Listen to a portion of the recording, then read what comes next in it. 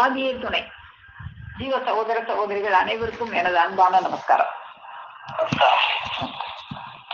இன்னைக்கும் நாம எல்லாருமே நம்முடைய பெருமானவர்களுடைய திருவாக்கியங்களை பத்தி ஓதி அதை பகிர்ந்து கொள்ள இருக்கிறோம். இப்போ நான் மண்மக்களை எல்லாம் விண்மக்களாக ஆக்கி கொண்டிருக்கும் நமது தேவபெருமான் அவர்களுடைய பொற்பாதம் போற்றி பணிந்து நமஸ்கரித்து, நமது தேவபெருமான் அவர்கள் நமக்கு அருளி செய்துள்ள எமபடர் அடிபடு கோடாயுதற்கோர் திருவாக்கியம் 210 அந்த வாக்கியத்தை நாம இன்னைக்கு பார்ப்போம்.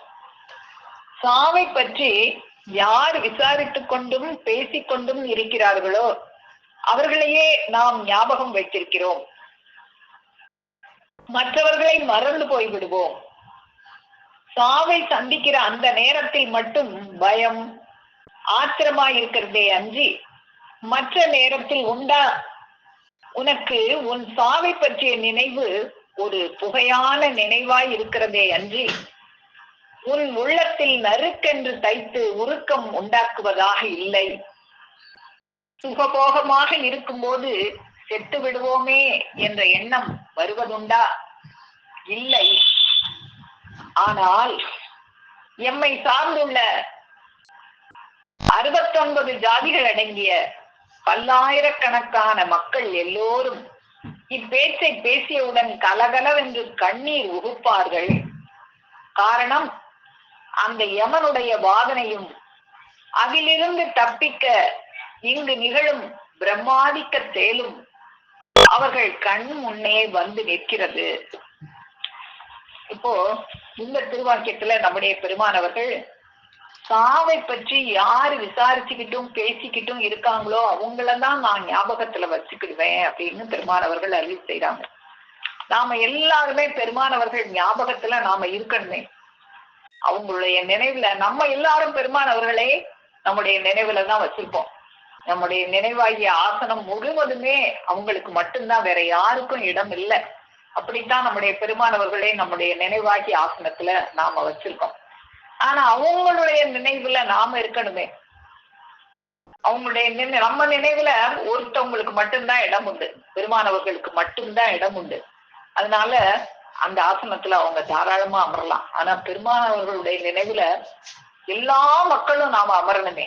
இத்தனை மக்களையும் அவங்க நினைவுல வைக்கும் போது நாம அவங்கள அந்த மறவாதவர்களின் கூட்டத்துல ஒருத்தரா இருக்கணும்னா அதுக்கு பெருமானவர்கள் நமக்கு உழவு சொல்லி கொடுக்குறாங்க. நீ என்ன செய்யணும்? உன்னுடைய ஏன் நினைவுல நீ அமரணும்னா சாவை பற்றி நீ எந்த நேரமும் சிந்திச்சு அதை பத்தி பேசிக்கிட்டே இருக்கணும். அப்பத்தான் உன்னை என்னுடைய நினைவாகிய ஆசனத்துல நான் அமர வச்சுக்குவேன் அப்படின்னு பெருமானவர்கள் நமக்கு ஒரு உழவு சொல்லி தர்றாங்களே. அப்போ நாம என்ன செய்யணும்?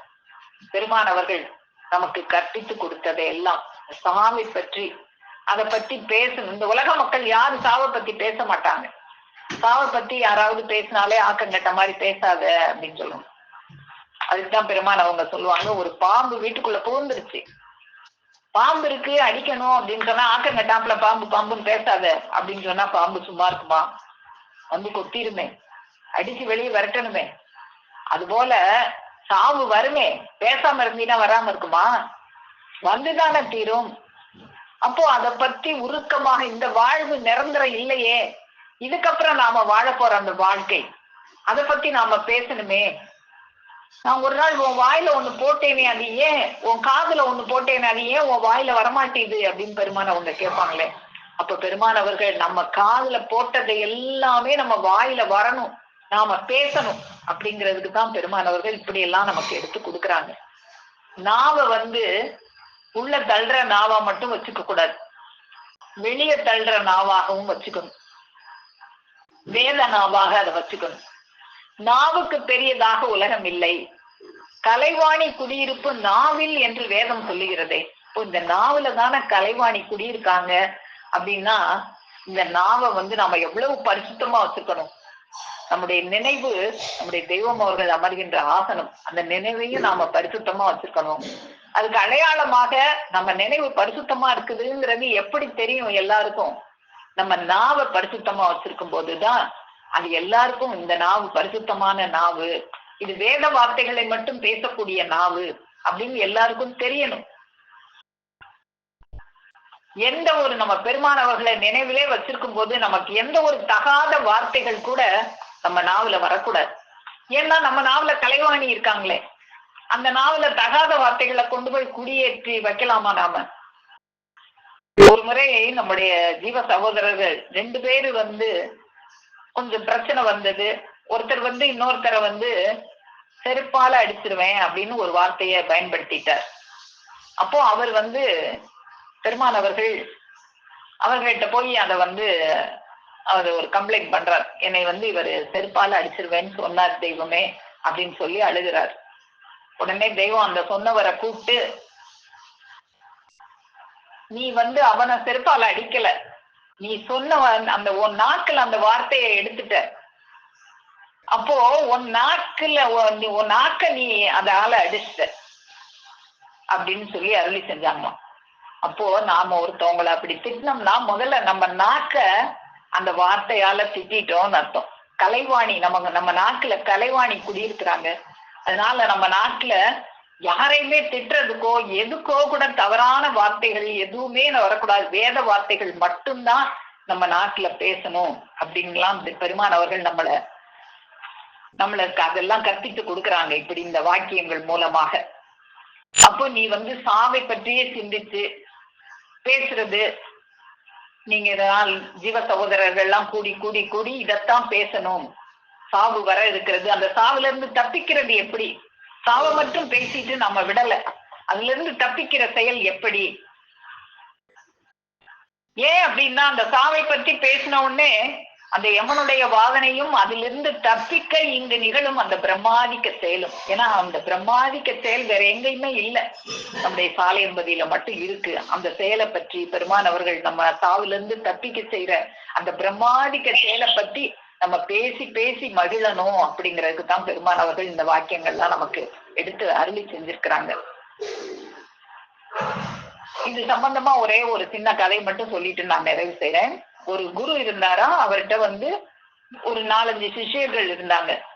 அவர் எப்பயுமே நம்முடைய பெருமான் அவர்களை மாதிரி சாவு வர இருக்கு, அதனால அந்த சாவில இருந்து தப்பிக்கிறது என்ன அப்படிங்கிற அந்த கல்வியவே போதிச்சு அதை பத்தியே பேசணும், இந்த உலக இதுலயே இச்சையிலே இருக்கக்கூடாது அப்படின்னு சொல்லி எல்லாரையும் எந்த நேரமும் இந்த வார்த்தைகளை மட்டும்தான் பேச வைப்பாங்களாம்.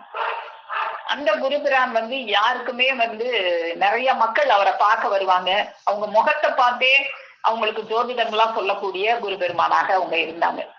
அப்போ அவங்களுக்கு இருந்த அந்த ஒரு சிஷ்யர் சிஷ்யர்கள்லாம் பேசிட்டு இருக்கும்போது ஒரு சிஷ்யர் சொல்றாரு, என்ன எப்ப பார்த்தாலும் சாவை பத்தியே பேச சொல்றாரு, ஜாலியாவே இருக்க விட மாட்டாரு, எப்ப பார்த்தாலும் நம்ம ஒரு நாள் சாக போறோம் தெரியுது, அது வரைக்கும் நல்ல அந்த உலகத்தை அனுபவிப்போம், அனுபவிக்க விட மாட்டாரு இவரு அப்படின்னு சொல்லி பேசிக்கிட்டு இருக்கிறாரு. இந்த சிஷ்யர்கள் எல்லாம் பேசும்போது ஒரு சிஷ்யர் அப்படி சொல்லிட்டு இருக்கிறத அந்த பெருமான் அவர்கள் அந்த குரு பெருமான் அவர்கள் கேட்டுட்டாங்க. கேட்டுட்டு இவனுக்கு அறிவு புகட்டணும் அப்படின்னு சொல்லி அப்புறம் அவனை அடுத்த நாள் கூப்பிடுறாங்க. அடுத்த நாள் அவங்க சபை நடக்கும்போது அவங்க எல்லாரையும் பார்த்து பார்த்து முகத்தை பார்த்தே அவங்களுக்கு ஜோதிடம் சொல்லக்கூடியவங்கல்ல, அதனால இப்படி இந்த ஜாலியாவே இருக்க விட மாட்டாரே, எப்ப பார்த்தாலும் சாவை பத்தியே பேச சொல்றாருன்னு சொன்ன அந்த சிஷ்யனை கூப்பிட்டு, உன்னுடைய முகத்தை பார்த்த உடனே நான் இன்னைக்கு தெரிஞ்சுக்கிட்டேன், நீ ஒரு வாரத்துல உனக்கு சாவு வரப்போகுது, நீ ஒரு வாரம் தான் இருப்ப, அதனால நீ ஜாலியா இருக்கணும்னு ஆசைப்படுற, நீ போ உங்க வீட்டுக்கு போயிரு, இங்க இருக்க வேண்டாம், குருகுலத்துல இருக்க வேண்டாம், உங்க வீட்டுல போய் நல்லா அனுபவிச்சுக்கோ, இந்த உலக வாழ்க்கைய நல்லா அனுபவிச்சுக்கோ, என்னென்ன உனக்கு பிரியப்படுதோ எல்லாம் நீ அனுபவிச்சுக்கோ, ஏன்னா ஒரு வாரத்துல நீ சாக போற அப்படின்னு எனக்கு ஜோதிடம் தெரியுது அப்படின்னு சொன்ன உடனே அவனுக்கு என்ன செய்யணும்னு தெரியல. உங்க அம்மா அப்பா அவங்க அம்மா அப்பா அவனை குருகுலத்துல விட்டுட்டு போயிருக்காங்க, உங்க அம்மா அப்பாவை வர சொல்லி நீ அவங்க கூட போய் நல்லா அந்த உலக வாழ்க்கைய இந்த ஒரு வாரத்துல எவ்வளவு அனுபவிக்கணுமோ அனுபவிச்சுக்கோ அப்படின்னு சொல்லிட்டாங்க. அப்புறம் அந்த குரு பெருமானே அவங்க அம்மா அப்பாவை வர சொல்லி அவனை கூட்டிட்டு போய் இந்த விஷயத்த சொல்லிடுறாங்க, இவன் ஒரு வாரத்துல செத்துருவான், அதனால இவனை நல்லா இவனுக்கு என்னென்ன பிரியப்படுறானோ எல்லாம் கொடுங்க, அவன் என்னென்ன அனுபவிக்கிறானோ அனுபவிக்கட்டும் அப்படின்னு சொல்லி அனுப்பிச்சிடுறாரு. இவனும் போயிடலாம். அவங்க அம்மா அவனை வந்து பார்த்து பார்த்து பார்த்து ஒரு வாரத்துல மகன் செத்துருவானே அப்படின்னு சொல்லி அவங்க அம்மா அவனுக்கு என்னென்ன பிடிக்குமோ எல்லாம் செஞ்சு கொடுத்து அவனுக்கு என்ன வேணும் ஏது வேணும் கேட்டு கேட்டு கேட்டு கேட்டு அவங்க அம்மா செய்யறாங்க. அவனால அனுபவிக்கவே முடியல, எதையுமே அனுபவிக்கலாங்க. அவன் நினைவெல்லாம் ஒரு வாரத்துல செத்துருவோமே, இப்ப இத அனுபவிச்சு என்ன செய்ய, ஒரு வாரத்துல செத்துருவோமே, எதையுமே அனுபவிக்கல. அந்த குருபெருமான் அவங்க அம்மா அப்பாட்ட சொல்லிட்டாங்க, அவனை என்னென்ன பிரியப்படுறானா இல்ல, அவங்க அம்மா அப்பாவும் கேக்குறாங்க, உனக்கு என்ன பிரியம் சொல்லு, அதெல்லாம் நாங்க செஞ்சு தரோம்னு என்னென்னமோ கேட்டு பாக்குறாங்க. எதுவுமே செய்யாம ஒரு அறைக்குள்ளே முடங்கிட்டான். ஒரு வாரம் அவன் எதையுமே அனுபவிக்கல, சாவை பற்றி மட்டுமே தான் செஞ்சு ஒரு வாரத்துல செத்துருவோமே செத்துருவோமேன்னு சொல்லி இப்படி ஒரு வாரமாக அவன் எதையுமே அனுபவிக்கல. இப்படி ஒரு வாரம் கடந்துருச்சு. அப்புறம் அவங்க அம்மா வந்து வா குருபெருமானை இன்னைக்கு போய் பார்ப்போம் அப்படின்னு சொல்லி அந்த கடைசி நாள் அவனை கூட்டிட்டு குருபெருமான்கிட்ட வர்றாங்க.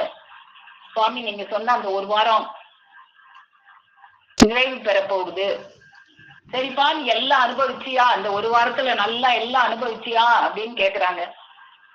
அப்ப அவங்க அம்மா சொல்றாங்க, அவன் பேசக்கூட முடியல, அவன் வந்து ரொம்ப கவலையோட இருக்கிறான். அப்ப அவங்க அம்மா சொல்றாங்க, ஒண்ணுமே அனுபவிக்கல சாமி, நாங்களும் என்னென்னமோ அவனுக்கு செஞ்சு கொடுத்து பாக்குறோம், அவனுக்கு என்னென்ன விருப்பமோ எல்லாமே செய்ய பாக்குறோம், அவன் அனுபவிக்கவே இல்லை. நான் ஒரு வாரத்துல செத்துருவேனேன்னு சொல்லி அதையே சொல்லிட்டு ரூம்ல அழுதுட்டு உட்கார்ந்துட்டு இருக்கான். அப்படின்னு சொன்ன உடனே அந்த குருபெருமான், இங்க வா, நீ ஒரு வாரத்துல சாக போறது இல்ல, நான் சும்மா சொன்னேன். இப்படித்தான் எல்லாரும் ஒரு வாரத்திலேயோ எப்போ ஒரு வருஷத்திலேயோ ஒரு மாசத்திலேயோ சாக போறோம்ல, இந்த ஒரு வாரத்துல சாவுன்னு தெரிஞ்ச உடனே சாவை பத்தியே நினைச்சுக்கிட்டு இருந்தியே, உனக்கு முன்னால எல்லாமே செஞ்சு கொடுத்தாங்களே உன்னுடைய தாய் தகப்பன்மார், உன்னால அனுபவிக்க முடிஞ்சுச்சா? முடியலையே. ஏன் ஒரு வாரத்துல வருதுன்ன உடனே அனுபவிக்க முடியலையே? அது போல நமக்கு எப்ப ஒரு வாரத்திலயா இல்ல ஒரு நிமிஷத்திலயா ஒரு நொடியிலையா அடுத்த நொடியிலையா, பல் பர்மே பிரளயபி ஹோகான்னு கபீர்தாஸ் சொல்லுவாங்க. அப்படின்னா வினாடியில அடுத்த வினாடியில பிரளயம் கூட நடக்கலாம். அப்படி இருக்கும்போது நீ வந்து உலக வாழ்க்கையெல்லாம் அனுபவிக்க விடலையே, சாவை பத்தி பேச சொல்றாரேன்னு சொன்னியே, இப்போ உனக்கு புரியுதா எதுக்காக சொன்னேன்னொடனே அவன் அந்த சாமியார் காலில் விழுந்து வணங்கி, எனக்கு புரியுது சாமி அப்படின்னு சொல்லி, இனி நான் வந்து அந்த சாவை பற்றி நீங்க கொடுத்த அந்த பாடங்களை பத்தி தான் பேசுவேன். என்னால சாவு வருதுன்னு சொன்னவங்க எதையுமே அனுபவிக்க முடியல. அப்போ நமக்கு சாவு வருதுன்னு தெரியுது. பெருமான் அவங்க சொல்லுவாங்களே, உனக்கு கண்ணு இல்லையா, எத்தனையோ பேர் சாகுறானே பார்க்கலையா, காது இல்லையா கேட்கலையா அப்படின்னு பெருமான் அவங்க எடுத்து சொல்லுவாங்க. அப்போ கண்ணும் காதும் படைச்ச மக்கள் நாம பாக்குறோமே எத்தனை மக்கள் சாகுறத. அப்போ இந்த சாவு எப்ப வரும் அப்படின்னு நமக்கு தெரியாதே.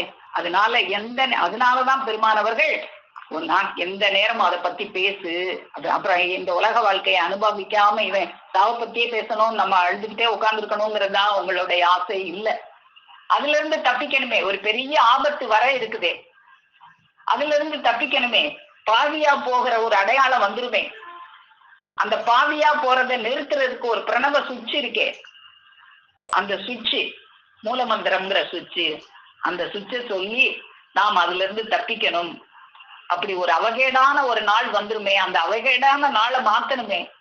அப்படி அவகேடாக வருகிற நாள் எப்பவோ, என்றைக்கோ, எந்த நேரத்திலோ அப்படின்னு எச்சரிக்கை செய்யறதுக்காகத்தான் நமக்கு இந்த பாடல்களை எல்லாம் கொடுத்திருக்காங்க நம்முடைய பெரியோர்கள். இப்பவோ பின்னையோ சற்று நேரத்திலோ இரவிலோ, இரவிதான் படு நேரமோ இரவிலோ பகலிலோ உதய காலத்திலோ எந்தெந்த வேளை தனிலோ அப்பிலோ தீயிலோ நாயிலோ பேயிலோ அரவு தரு பெரு மெடியிலோ ஆறாத பொன்னிலோ அடநோய்கள் தன்னிலோ ஆயுதங்களின் ஆலேயோ செப்பரிய வீட்டிலோ காட்டிலோ என்னுயிர் பிரிந்திடும் இறைவா. சொல்ல முடியுமா? எப்பன்னு தெரியுமா என்றெல்லாம் நம்முடைய பெரியோர்கள் சொல்லி வச்சிருக்காங்க.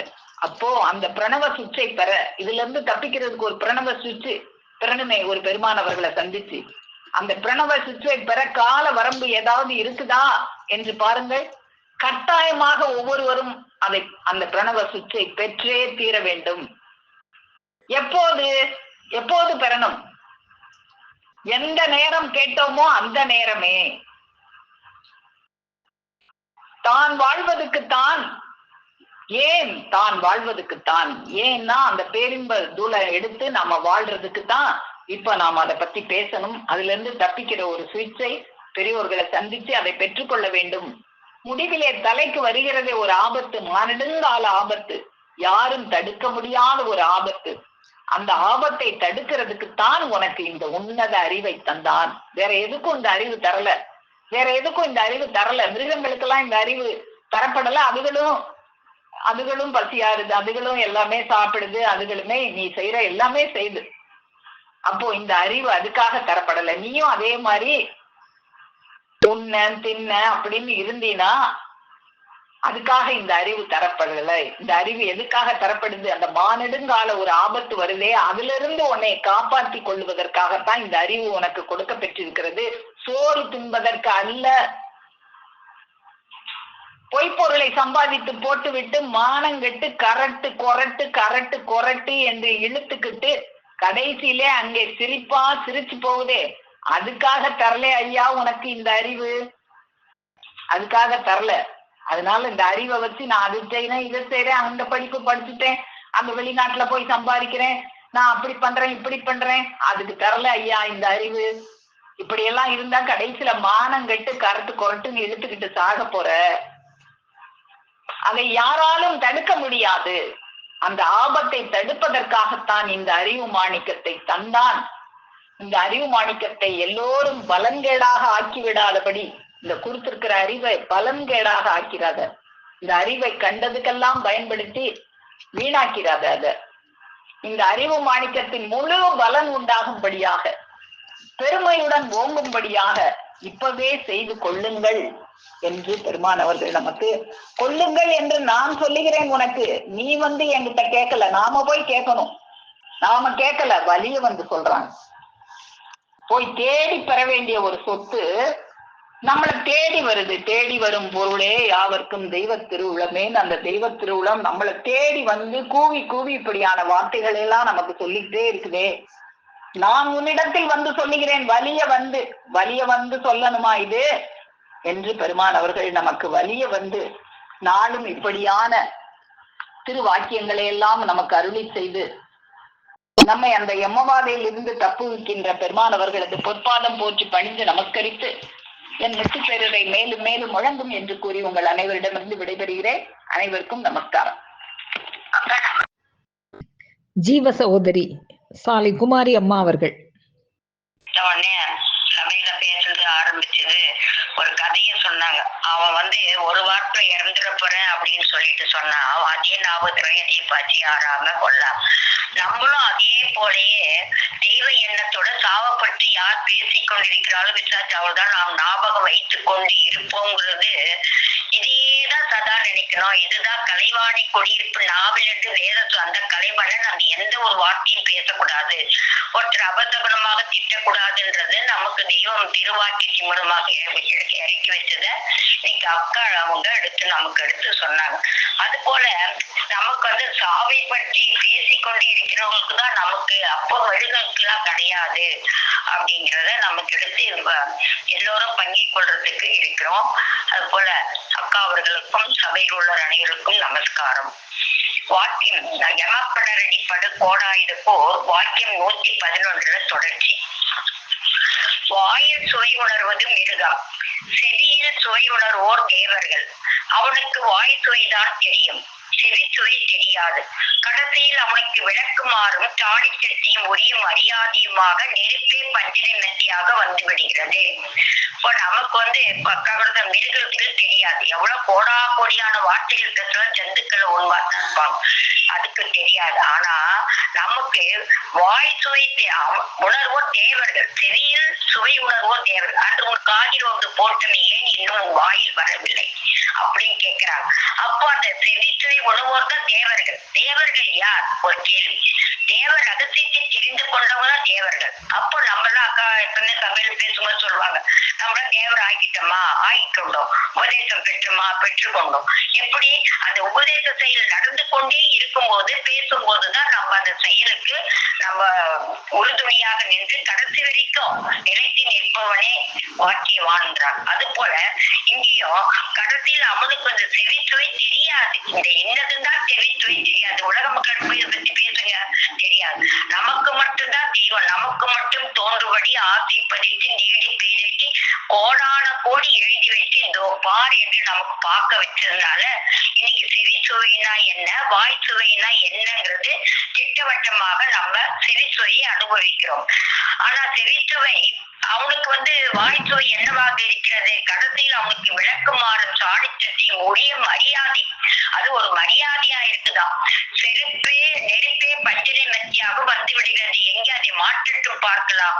அவன் செத்தால் பிறநாற்றம் கிளம்புது. அவன் வேதமே அவனை மட்டமாக சண்டாளன் என்று சொல்லுகிறது.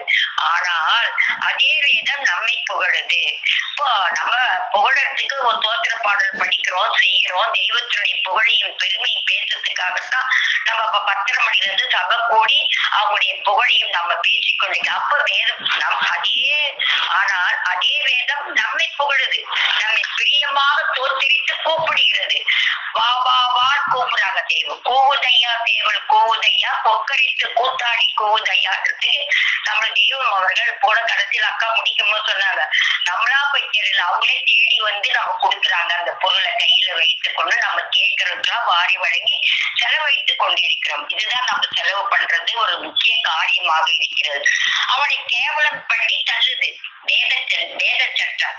தேவநீதி சட்டம் நம்மை தேவன் என்று அழைக்கிறது, அவனை நரன் என்று சொல்லுகிறது. இப்ப ரெண்டு பிரிச்சு காமிக்கிறாங்க, நரன்னா யாரு, தேவன்னா யாருன்னு. அப்போ நமக்கு தேவ நீதி சட்டம் நம்மை தேவன் என்று அழைக்கிறது, அவனை நரன் என்று சொல்லுகிறது. தேவனுடைய சொல் நிஜமாகுமா அல்லது பேயுடைய சொல் நிஜமாகுமா? அப்ப பேய் யாரு, நரன் யாரு, நம்ம தேவன் யாருன்றது அதுக்கும் தெய்வ வாக்கியத்துல என்றும் பொய்யகத்தில் உரைத்துள்ள மனதை மெல்ல மெல்ல மெய்கறி உதயம் காட்டி காட்டி அகவெளிவு கொடியேற்றி உள்ளும் புறமும் சிறக்க செவ்வீரடை வைப்பனவாகிய நரரை மக்களாக்கி மக்களை தேவர்களாக்கும் தங்கத்தடையற்ற முழு திருச்சல் நீக்கலின் மூலமாக நம்ம தேவன் ஆகிறோம். அந்த நரன்ற பேர் போய் நம்முடைய நித்தியன்ற பேர் வரும். அப்போ நித்திய நெருப்புக்கு போகிறான். நாம் எங்கே போகிறோம்? நித்திய பேரின்ப உலகுக்கு போகிறோம். அப்போ நமக்கு ஒரு பேரின்ப பெருவாழும் அளித்த பெருமாள் நம்மோடு இருக்கிறார்கள். அந்த பெருமிடத்துல வாழறதுக்காக அந்த பேரின்பத்தை அனுபவிக்க வந்த நீ அப்படின்னு நமக்கு தெய்வம் சொல்றாங்க. நித்திய பேரின்ப உலகுக்கு போகிறோம். தேவத்தரம் என்னதென்று தெரியாதவன் எப்படி வேண்டுமானாலும் பேசலாம். அவன் கண் தெரியாத ஒரு குருடனை போன்றவன் நரனாக இருந்து பேயாக விளைந்து விட்டான். நரனுடைய விளைவு பேய். அதனால்தான் அந்த கேள்வி வாயில் வந்ததை பேசுவது. தேவனுடைய விளைவு நித்திய இன்பம். அதன் பெருமையை உன்னதத்தை அவனால் நினைக்கத்தான் முடியுமா? அவனுடைய வார்த்தையிலே அவன் தலையில் இருக்கிற சாவை பற்றி பேச்சு இருக்கிறதா? யமபயத்தை பற்றி பேசத்தான் விஞ்ஞான அறிவு உண்டாகும். அக்கா ஒரு கதையை சொன்னாங்க. அந்த யமபயத்தையே நினைச்சிட்டு இருந்தா அவன் கடைசியில இப்படி எல்லாம் இருக்கேன்னு நினைச்சுக்கூட. ஆனா நமக்கு தெய்வம் அவனுடைய தலையில் இருக்கிற சாவை பற்றி பேச்சு இருக்கிறதா? அந்த வார்த்தையில இல்லையே. யமபயத்தை பற்றி பேசத்தான் விஞ்ஞான அறிவு உண்டாகும். யாருக்கும் யமபயம் வந்த பிறகுதான் ஞான இச்சை வரும். அர்ஜுனனுக்கு அறிவு வந்தது எப்போ? போர்க்களத்தில் அந்த யமபயம் ஏற்பட்ட போதல்லவா அறிவு வந்தது.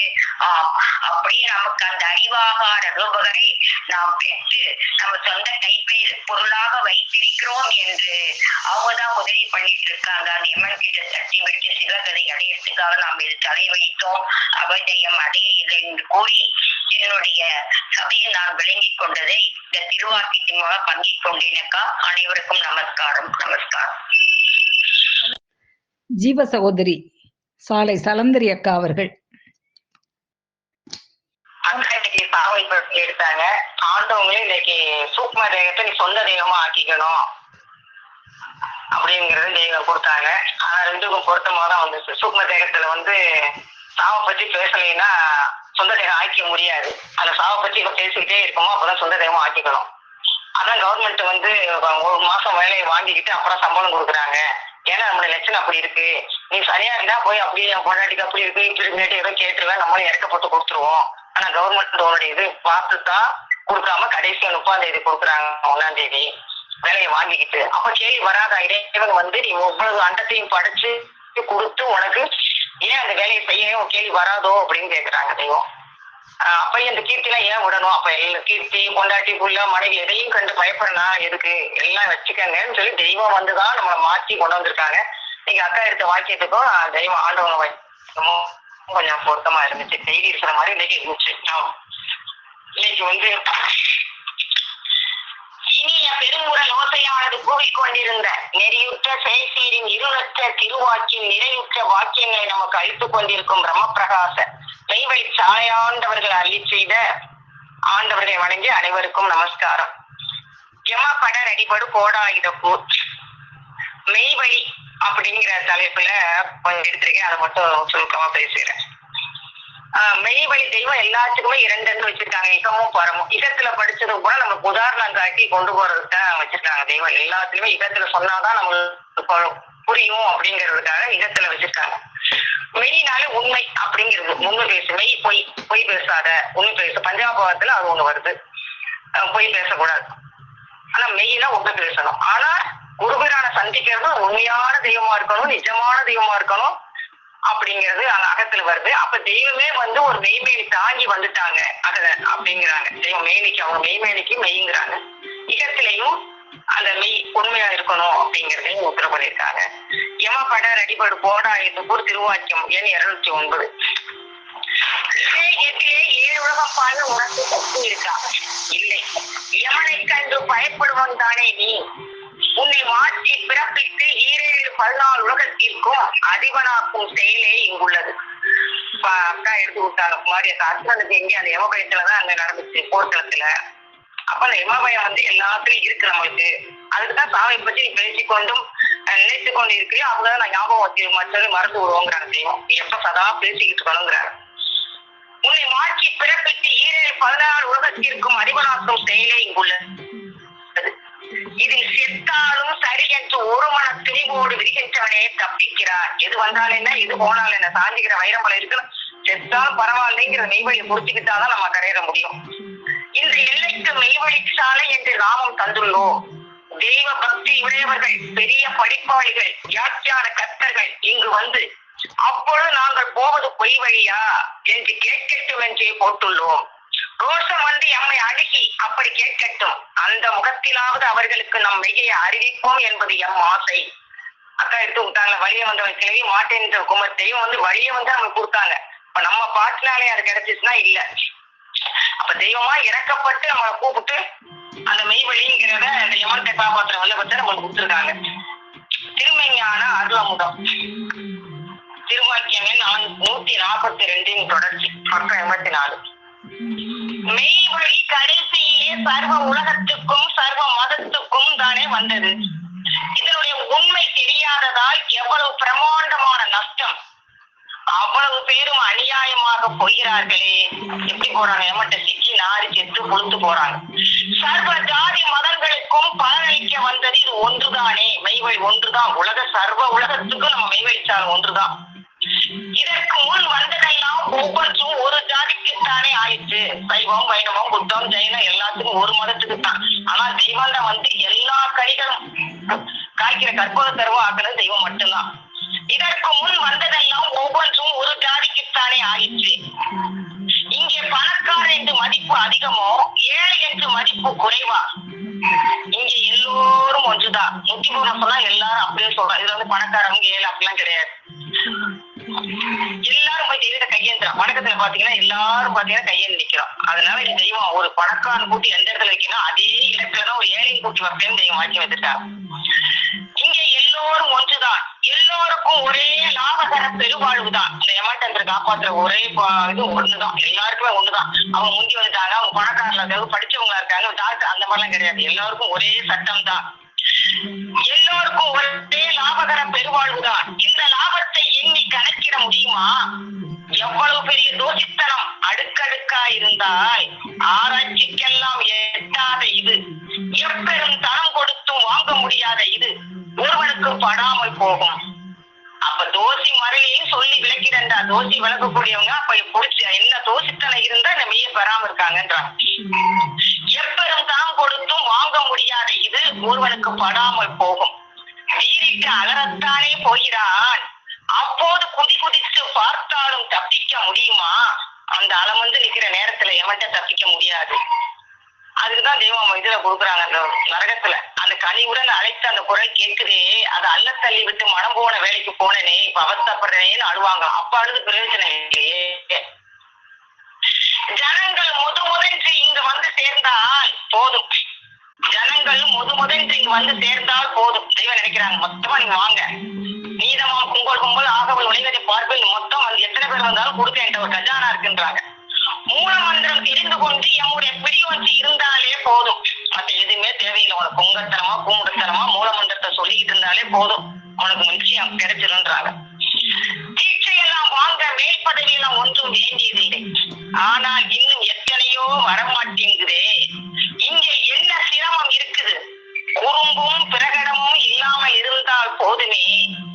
எவனிடம்தான் மாட்ட வேண்டும் என்று ஆப்பு அடித்து வைத்திருக்கிறதோ என்னவோ. ஒவ்வொருவனுக்கும் கஞ்சிக்கும் வழி இருக்குது, தங்கத்தான் நிழல் இருக்குது. அதற்கு மேலே இவனுக்கு என்ன ஓயாமல் பாடு. மாடிக்கு மேல் மாடி ஏன், கொள்ளையடிக்கும் குணம் ஏன்? ஒருவனை ஒருவன் வஞ்சிப்பதற்கும் மோசடி செய்வதற்கும் தான் இவனுக்கு நேரம் சரியாக இருக்கிறது. இந்த குறும்பு போனால் எல்லாம் இந்த பக்கம் திரும்புமே. இருக்க புருஷையும் உடனே இருந்தா பத்தாதா, நீ இதுல வந்து ஏன் சேரலைன்னு தெய்வம் கேட்கிறாங்க. அது ஒரு நாள் தவறுதலா, கற்பாங்க கூட தவறுதலாச்சே அப்படின்றாங்க. திருவாக்கியம் 143. பூரண போசுவம் கடந்து ஏகராசி குகையின் மேல் ஏறி நின்று பார்க்கும் போது அல்லா, சிவன், கடவுள், பிரம்மா, தேவன், மகாதேவன் என்று சொல்லப்பெறும் யாரையும் அங்கு காணோம். நாம் மட்டும்தான் இருந்தோம். அப்ப வந்தாலும் ஒரு மதத்துக்கு வந்தாலும் அதை மட்டும்தான் அவங்களால பண்ண முடிச்சு. மற்றபடி எல்லா மதத்துக்கும் செய்யலாம். தெய்வம் மட்டும்தான் 69 ஜாதியை சேர்த்து எல்லா மதங்களையும் ஒன்னா சேர்த்தவங்க தெய்வம் மட்டும்தான். அவர்கள் நின்ற எல்லைகள் எல்லாம் துருவிய பிறகு ஏகராசி குகையின் மேல் ஏறினோம். இந்த உலகத்தில் இத்தனை பேரை சொல்கிறார்களே, அவர்கள் ஒருவரையும் அங்கே காணோம். அந்த நிலைக்கு பெயர்தான் மெய் வழி. அப்ப எவ்வளவு பாடு, அந்த மெய் வழிங்கிறதுக்கே எவ்வளவு பாடு வச்சுக்காங்க தெய்வங்கிறது இதுல தெளிவா கொடுக்குறாங்க. இதற்கு இணை துணையாக எதை கொண்டு வந்து விடுவாய்? இதற்கு இணை துணையாக எதை கொண்டு வந்து விடுவாய்? என்றும் நிற்பதும் எப்போது காலத்துக்கும் அழியப்படாததுமாகிய இது இந்த கண்ணுக்கு தெரியாமல் அழிந்து போகக்கூடிய பூமியில் நிற்கிறது. இப்படி இனி யார் காண்பார்கள்? வேதாகமங்கள் கையேந்தி இருப்பது மெய்வழி என்பது திட்டமாகி உள்ளது. ஆகவே இதற்கு சமமாக எதையுமே சொல்ல எம்மை தவிர வேறு யாரும் இல்லை. அப்ப தெய்வத்தை தவிர யாருமே இல்லை. புத்த பகவான் கூட தீர்க்கதரிசனத்துல தென்னிந்தியாவில ஒரு சிறிய திட்டானது மிஞ்சும் அப்படின்னு தான் குறிச்சிட்டாங்க. ஆனா தெய்வம் இந்த திட்டுதாங்கிறத அறிவிச்சிட்டாங்க. அப்ப தெய்வம் மட்டும்தான் அதை செய்ய முடியும், அந்த மெய்வழிங்கிறத அப்படின்னு கொடுத்தாங்க. மானியத்துல தெய்வம் கொடுக்குறாங்க. அவங்க பிறந்ததே மெய்வழிக்கு தான். அவங்க ஏன் மெய்வழி கேட்டு நேர்ந்து தவம் இருந்து பெற்றாங்க தெய்வத்துடைய அம்மா அப்பா. அவங்க எப்படி வந்து பிறக்கிறாங்கிறத மானியத்துல கொடுக்குறாங்க.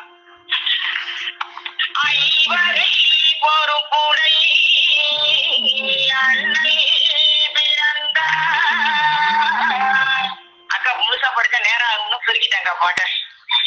மெய்வழி வழங்க மேரினி பிறந்த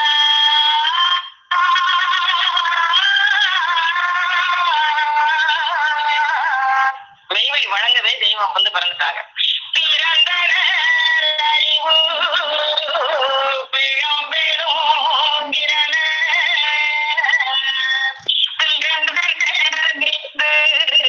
நாயகம் பிறந்த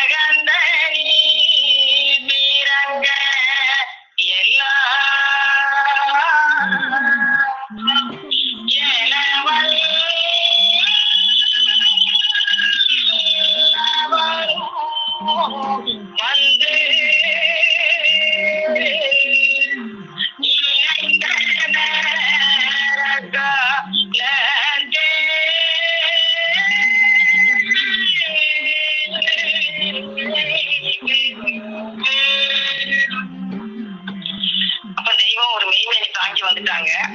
அப்புறம் சன்னதம் அகில விளம்பர பருவத்துல ஆட்டுக்குட்டி மேய்க்க அனுப்பிட்டாங்க பாட்டையா. அத மேய்ச்சு அவங்க தொழுவல அடைச்சு ஐயர் வாட்டினை ஆரை வாட்டை மேய்க்கிறதுக்காக ஐயர் வாட்டினை மேய்ச்சாங்க. அது எப்படி தொழுவத்துல அடைச்சாங்களோ அது மாதிரி இந்த ஆரை மக்கள் வெய்வெளி சட்ட தொழுகத்துல எல்லாத்தையும் வச்சு அடிக்கணுங்கிறத அந்த பாடல்ல கொடுத்துருக்காங்க. மையம் முழுதும் நம்ம ஒவ்வொருத்தரும் ஒரு உலகம், ஆனா மையம் முழுதையும் அதை மாட்டி வைக்கணும். கொண்டாந்ததெல்லாம் பெட்டகத்துல இருக்கு, எடுத்துட்டு போட்டதான் இவ்வளவுதான். ஆனா எல்லாருமே இந்த மெய்ய பெறணுங்கிறது தான் தெய்வத்துடைய ஆசை. அதுக்கு இந்த பாடல்ல கொடுக்குறாங்க. மெய்வழி சட்ட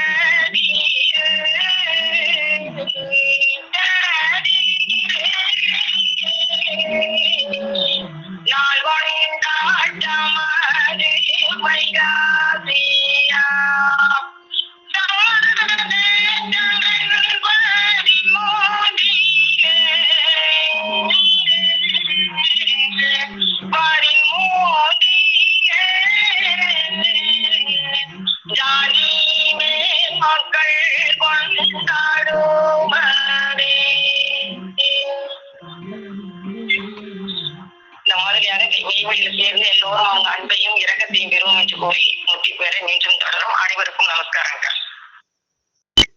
ஜீவ சகோதரர் சாலை கதிரவன் அண்ணா அவர்கள். நன்மையாகவே சதவீத கோடி கால மக்களுக்கு உள்ள சர்வ மூலம் மருத்துவ மகாநதியாகி காலை ஆண்டுகளை எமப்பட ஒரு கோடம் எடுப்போர் 67வது திருவாக்கியம். இந்த உலக அற்ப அனித்திய வேலைகளாகிய உழவு வேலை, ஜட்ஜு வேலை இவற்றையே ஒரு நாளில் பழக முடியாதென்றால் பிரம்ம வித்தையாகிய அந்த பாரம்பரிய ஜீவ ரட்சிப்பு வேலையை பழக எவ்வளவு காலம் வேண்டும்? நீண்ட காலத்தோடு பெருங்குணம், பெருந்தகை, பெருஞ்செயல், பேரறிவு எல்லாம் வேண்டும். இந்த வாக்கியத்துல என்ன சொல்ல வராங்க அப்படின்னு, இப்போ அற்ப ஐந்திய வேலைகளாக இருக்கு. இப்போ உழவு வேலை இருக்கு. உழவு வேலை நம்ம உடனே போய் செஞ்சிட முடியுமான்னா வருட கணக்குல பழகி இருக்கணும் உழவு வேலை. இல்லைன்னா நம்ம உழவு வேலையை போய் செய்ய முடியாது. அவ்வளவு சாதாரணமா போய் இந்த வேலை செய்ய அந்த வேலை செய்யணும் உழவு வேலை ஒரு வேலை கூட நமக்கு தெரியாது. அதை நல்லா பழகி வந்திருக்கும். அதே மாதிரி இப்போ ஜட்ஜ் வேலை அப்படின்றாங்க. இப்போ ஜட்ஜ் ஆகணும் அப்படின்னா அட்வொகேட் ஆகி எக்ஸ்பீரியன்ஸ் கேட்பாங்க. அதுல பழகி ஒரு சீனியர் கிட்ட இருந்து நல்ல அட்வொகேட்டா பழகி அதுக்கப்புறம் எக்ஸாம் எழுதி பாஸ் பண்ணி அப்புறம் ஜட்ஜ் ஆகும். ஜட்ஜ் ஆகும்னா உடனே ஜட்ஜ் போஸ்டிங் போட்டவனே வந்துட மாட்டாங்க. அவங்க சில வருஷம் ட்ரைனிங் கொடுப்பாங்க. அந்த ட்ரைனிங்கும் பத்தாம வந்து கோர்ட்டுக்கு ஜட்ஜ் ஆகி வருட கணக்குல வந்து ஒரு கேஸையும் அவங்க பார்த்து பழகி வந்தாதான் அந்த ஒரு ஜட்ஜுக்குரிய அந்த நிலை இதுவே வரும் அவங்க கிட்ட. அதே மாதிரிதான் ஐஏஎஸ். இப்போ கலெக்டர் படிக்கிறாங்க. கலெக்டர் போயிட்டு படிச்சு எக்ஸாம் பாஸ் பண்ணிட்டு வந்து வந்துட மாட்டாங்க. அது வருட கணக்கில் ஆகும். ஃபர்ஸ்ட் ட்ரைனிங் முடிச்சுட்டு வந்து கூட அந்த வேலையில வந்தா கூட அவங்க வருட கணக்குல வந்து பழகி வரும். அதுக்கு இது மாதிரி அனித்தியமா இருக்கிற இந்த வேலைகளுக்கு அதே மாதிரி ஒரு டாக்டர் ஆகணும் அப்படின்னா கூட 5 வருஷம் படிக்கணும். அதுக்கப்புறம் படிச்சுட்டு 2 வருஷம் ட்ரைனிங் கொடுப்பாங்க. அதுக்கப்புறம் திரும்ப வந்து அவங்க ப்ராக்டிஸ் பண்ணணும். ப்ராக்டிஸ் அதாவது பழகி வரும். அப்ப பழகி வந்து அதை அந்த வேலைக்குரிய இதுவாங்க. ஆனா அந்த பிரம்ம வித்தியா சும்மாவா? அனித்தியத்துக்குமே நித்தியமான அந்த பிரம்ம வித்தை எப்பேற்பட்ட வித்தியா? தெய்வம் வந்து ஒரு சொர்க்கத்துக்கு போறாங்க. நம்ம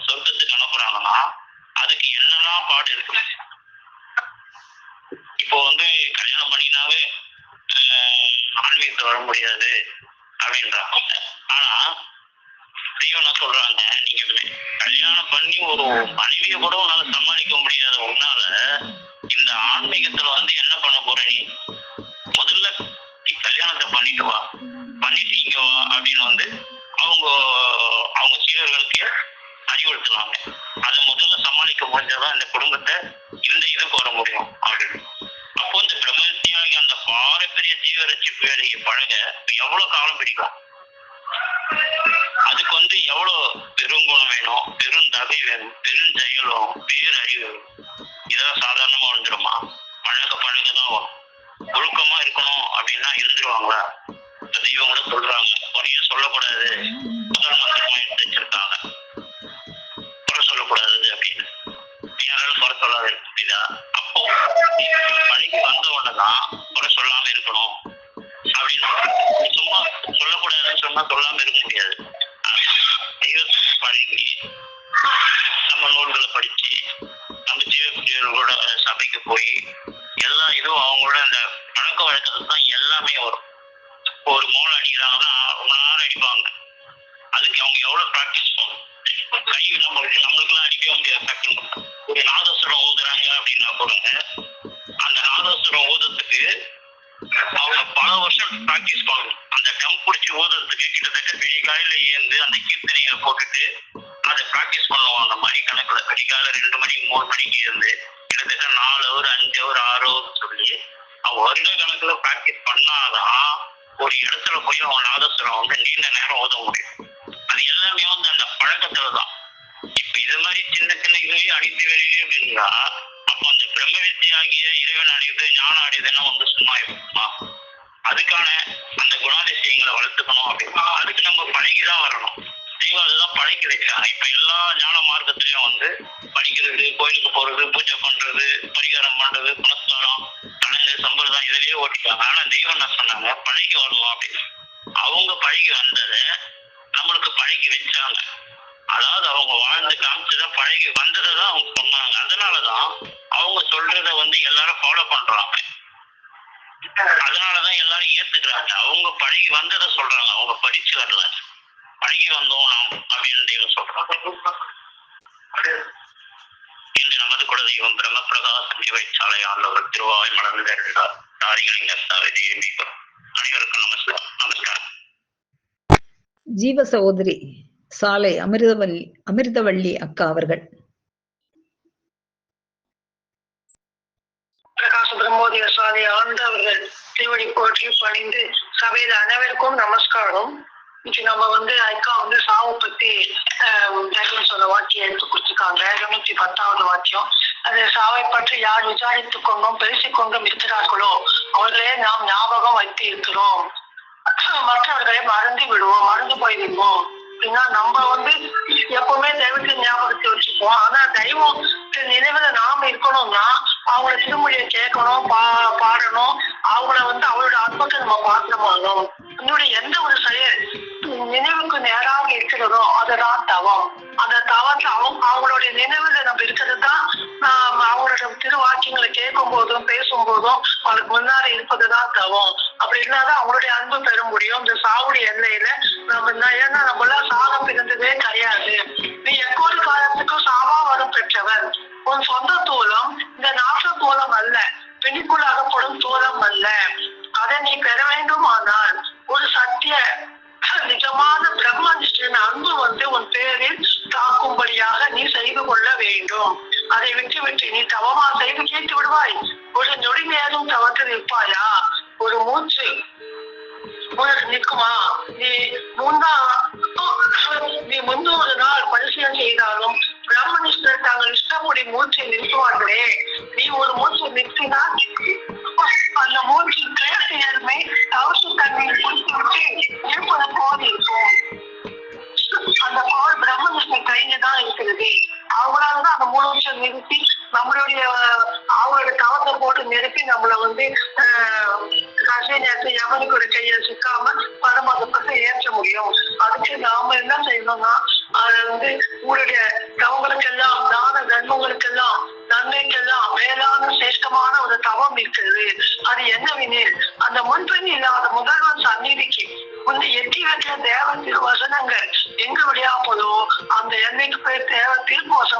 அதுவே தவம். அவங்கள பத்தி கேட்கணும், பேசணும். அவ்வளவுதான். ஒரு ரட்சிப்புக்குள்ள தேவ ரகசிய செயலே இங்கு வாக்கியமாய் இருக்கப்பெறுகிறது. அது ஒரு செவியில் வாங்கி சிந்தித்து பிறரிடம் பேசுவதே தவத்தை காண எத்தனையோ மடங்கு அதீதமான உன்னத முடியுது. நாம் கேட்டா மட்டும் பேராது, அதை பத்தி பேசணும், சபையுடன் பேசணும். நாம் படிப்பதை விட அதிகமாக பேச வேண்டும். இல்லாவிட்டால் ஜீவனை தலையாக மண்டிவிடும். துவனி அதிகமாக மைசர் சர்வ செய்வனே ஜீவன் முக்தன் ஆகிறான். அந்த ஜீவன் முக்தன் நம்ம ஆகி கொண்டிருக்கணும்னா அவங்களுடைய பிரம்மனிஷ்ட முகத்துக்கு நேரா நம்ம இருக்கணும். அவங்களுடைய அன்பு நம்ம பெறணும். அவங்க அன்புதான் உன்னுடைய பழைய மூட நினைவுகள் யாவையும் நீங்கள் போட்டு எரித்து விட்டேன். ஆசான்பால் அன்பு செய்ய வைப்பதற்கே உபதேசம். அந்த உபதேசம் உங்களை சிவமாக்காது. அன்பு என்ற விசேஷத்தினால்தான், வாகினத்தினால்தான் நீ சிவனடி சேர முடியும். செத்தாலும் பின்வாங்காத வைராக்கிய அன்பே அந்த அன்பு.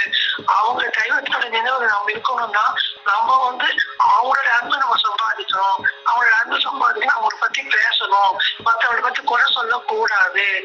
நாம வேத நாவாக வளர்க்க வேண்டும் என்பது இறைவனுடைய எண்ணம். நாவுக்கு பெரிதாக உலகம் இல்லை, கலைவான குடியிருப்பு நாவில் என்று வேதம் சொல்கிறது. ஆகவும் கலைவானியை ஒரு நாவை நீட்டி அகற்றி வேதனாவாக வளர்க்க வேண்டும் என்பது இறைவனுடைய எண்ணம். அவருடைய எண்ணத்துக்கு மாற்றமாக செய்தால் பாவம் தான் வரும். அந்த எண்ணத்துல நம்ம வேதனாவாக வளர்ந்த பிற்பாடு மற்றவர்கள் குறை சொல்வதும் குறை சொல்ல எண்ணம் வருவதும் ஒரு தவத்தை தீர்த்து போடும். அது இறைவனுக்கு பிடிக்காது. அவங்களுடைய பிறர் கோபிக்கும் போது சகோதர வாஞ்சியோடு பொறுத்து கொண்டிருந்தால் அவங்க சிந்தின தவம் நம்மளுக்கு வரும். அந்த தெய்வத்தோட ஆசீர்வாதமும் நம்மளுக்கு சேர்த்து நான் உனக்கு கொடுப்பேன். எப்பவுமே குறை சொல்ல எண்ணம் வரக்கூடாது. மெய்வழியில அவன் இறைவனுடைய திருவாக்குல இருக்கிறதுனால நம்ம எண்ணம் எப்பவுமே இறைவனுடைய நோக்கிதான் இருக்கணும் அப்படின்னு சபை மூலமாக உணர்ந்து கொண்டேன் என்று கூறி ஒத்திப்பேருல மீண்டும் மீண்டும் தொடரும். நமஸ்காரம் அக்கா. ஜீவ சகோதரி சாலை மேகலா அக்கா அவர்கள். தெய்வமே ஆண்டவனே குருதேவா, 59 ஜாதி அடங்கிய சத்திய தெய்வ பிரம்ம குலத்தினை தோற்றுவித்து எவர் உதவியும் எட்டி தீண்ட முடியாத அந்த எமன்பதி எல்லையில் எமபடனை நீக்கி பரிசுத்த நித்திய முத்தி திருமையை பிறப்பில் ஏற்றுவிக்கும் ஜீவ பரிசினை தம் மக்களுக்கு இதுகால் ஈர்ந்து யுகவைத்து செழித்தோங்க வைக்கும் தழுக்கியும் அகதி என்னும் மூக்கிலேயே மூச்சோடா தவ வல்லவுடைய ஓர் உறக்கமற்ற நமது குல தெய்வம் பிரமப்பிரகாச வெளிச்சாலை ஆண்டவர்கள் நாம் பெருமானவர்களை போற்றி வணங்கி அவர்கள் திருவடிக்கு நமஸ்கரித்து சபைக்கு நமஸ்கரத்தை சொல்லி இல்லைங்களா சபையில விளைஞர்கள் பங்கிக்கிறோமா தெய்வ திருவாக்கிகள் மூலமாக.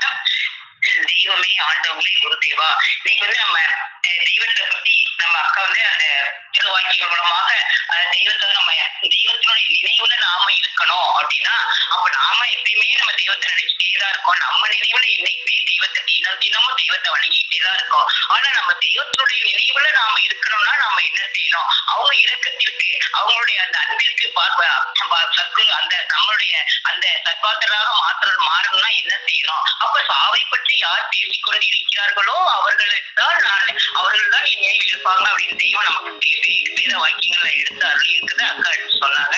அப்போ சாவை பற்றி பேசிக் கொண்டிருக்கிறது அப்படின்னா சாவை பற்றி பேசுறது அப்படின்னா சாவுல 2 வகை இருக்கு. ஒண்ணு மகிழ்ச்சி தரக்கூடிய மரணமாக இருக்கு. இன்னொன்னு எவன் கையில் அகப்பட்டு சிக்கி ஆறி செத்து அழகிழத்து நரகலோகத்துக்கு போய் அங்க படுற அவஸ்தைகளாக எடுத்து நம்ம வேதங்கள்ல அருள் இருக்கிறத நம்ம பேசிக்கொண்டே இருக்கணும். எப்படின்னா ஒரு கல்லால் எப்படி நெருப்புல போட்டா எரியுமோ எரியுமே தவிர அது அழிகிறது இல்லை. அதனுடைய அந்த நெருப்பில் வாதல மட்டும் அதுக்கு இருக்கும். அப்படிதான் நம்மளுடைய அந்த நரக உலகத்துல நமக்கு அவஸ்தப்பட வேண்டியிருக்கோம். அந்த இந்த அடி உதைக்கு அந்த உயிர் அழிகிறதே இல்லை. ஆனா துன்பம் மட்டும் நமக்கு கிடைக்கும். அப்படி ஒரு சாவு இருக்குது.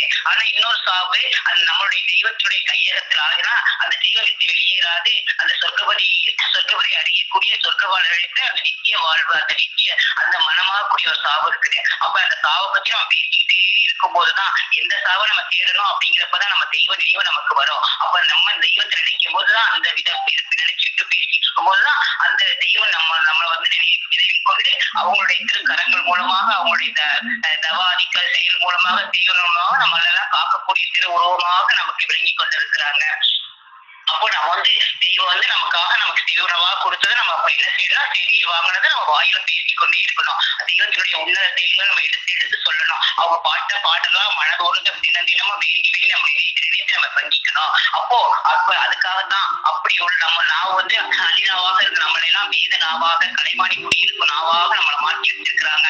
அப்ப நம்ம வந்து நம்ம தெய்வம் நமக்கு இருந்தாரு, இதெல்லாம் நம்ம நம்ம பேசிக்கொண்டே இல்லாம பேசிக்கொண்டே இருக்கணும். அப்பதான் நம்ம நாவ் வேத நாவாக இருக்கிறது மட்டும் இல்லாம நம்ம தெய்வத்தின் வெளியே இருக்கணும் அப்படிங்கிற அந்த உன்னத செயலை அக்கா தினமும் நம்ம சபை மூலமாக நம்முடைய தெய்வம் அவங்களுடைய திருவாட்சியங்களை எடுத்து எடுத்து நம்மளை கலந்துரையாடல் மூலமாக பங்கிட்டுக் கொள்ள வச்சிருக்கிறாங்க.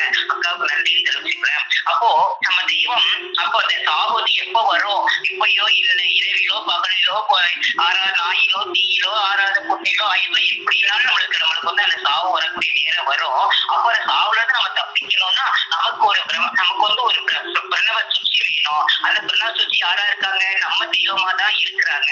அப்ப நம்ம தெய்வம் அவங்க அழிக்கின்ற அந்த நம்மளுக்கெல்லாம் வாடி வழங்குகின்ற அந்த பிரமாதி செயல்கள் மூலமா தான் நம்ம அந்த சாவுல இருந்து தப்பிக்க முடியும். அந்த பேரின்ப வாழ்வில் தான் நம்மளுக்கு அந்த அறிவாய்க்கு மாணிக்கத்தை கொடுத்திருக்கிறாங்க. ஆனா நாம வந்து அந்த அறிவை வந்து நலப்பேராக பயன்படுத்தி நம்ம பயன்படுத்துறோம்னா நமக்கு வந்து இறுதியில வந்து அந்த எவன் கையெழுத்தப்பட்டு கரெக்ட் குறைத்து அப்படின்னு அந்த மானமழிந்து போகக்கூடிய சாவு தான் நமக்கு கிடைக்கும். அப்படிப்பட்ட சாவு நமக்கு வராம இருக்கிறதுக்காக தான் நம்ம பெருமான் தினமும் அந்த மூல மந்திரத்தை நமக்கெல்லாம் எடுத்து அருளி அந்த மந்திர ரூபியாக இருந்து நாம் வந்து அந்த பேரின்ப வாழ்வை அடைவதற்கு நமக்கு தினமும் அந்த அருளமத்தை வழங்கி கொண்டே இருக்கிறாங்க. அப்படிப்பட்ட பெருமான் நமக்கு எப்படி கிடைச்சாங்க, அவங்க எப்படிப்பட்ட குருவாக நமக்கு இருக்காங்க, நாமெல்லாம் யாரா இருக்கிறோம் அப்படிங்கிற அவங்க எடுத்தருளிய திருவாட்சியங்கள் மூலமாக நாம் படிக்கிறோமா. அப்போ நமக்கு கிடைத்த குரு பெருமான் எப்படி கிடைச்சாங்க, அப்போ குரு பெருமான் நம்ம தெய்வம் வந்து அந்த இளமையிலேயே அந்த வெயில மேல் நாட்டு இருக்கிறதுனாலதான் அவங்க அதாவது வந்தவங்களுக்குலாம் நெய் பார்வன் வந்தாங்களே நம்ம கணக்குல மட்டும் வரலையேன்னு அவங்க நெஞ்சம் வாடி வதங்கி அந்த நெஞ்சமானது உருகின அந்த இருதய கலங்கி இருந்த காலத்துலதான் அவங்களுக்கு அந்த குருபிரான அவங்க குருபிரான சந்திச்சாங்க. அப்போ அவங்க அந்த சந்தித்த வேலையை வந்து எப்படி நம்ம தெய்வத்துல அறிவிக்கிறாங்க, நம்ம தெய்வம் அறிவிக்கிறாங்க. அப்போ வடலூர் வள்ளர் அவர்களின் மறைவுக்கு பிறகு 29 ஆண்டுகள் கழித்து தணிகை மணி பிரான் அவர்கள் எம்மை கை போட்டார்கள். ஆதி ஊழி விதி தேவ தீர்மான திட்டத்தின்படி நாம் இருந்து வியாபாரம் செய்து கொண்டிருந்த காசக்கார பாளையத்தில் அவர்களின் அரிய சந்திப்பு நிகழ்ந்தது. இல்லையில் எமது தெய்வ தனிநாயகம் இன்ன அடையாளமுடையவர்கள் இல்லை இருக்கிறார்கள் என்று எம்மால் தேடி கண்டுபிடித்திருக்க முடியுமா? முடியாதே. தக்க தருணத்தில் வந்து அவர்கள் எம்மை கை போட்டார்கள். அது நேரம் நாம் எங்கெல்லாமோ ஞானத்திற்காக தேடி அழைத்து ஆடி அழுத்து தங்கியிருந்த தருவாய். அதற்கு முன்பே அவர்கள் வந்திருந்தாலும் இளமையின் மூர்க்கத்தில் என்ன ஆகி இருக்குமோ?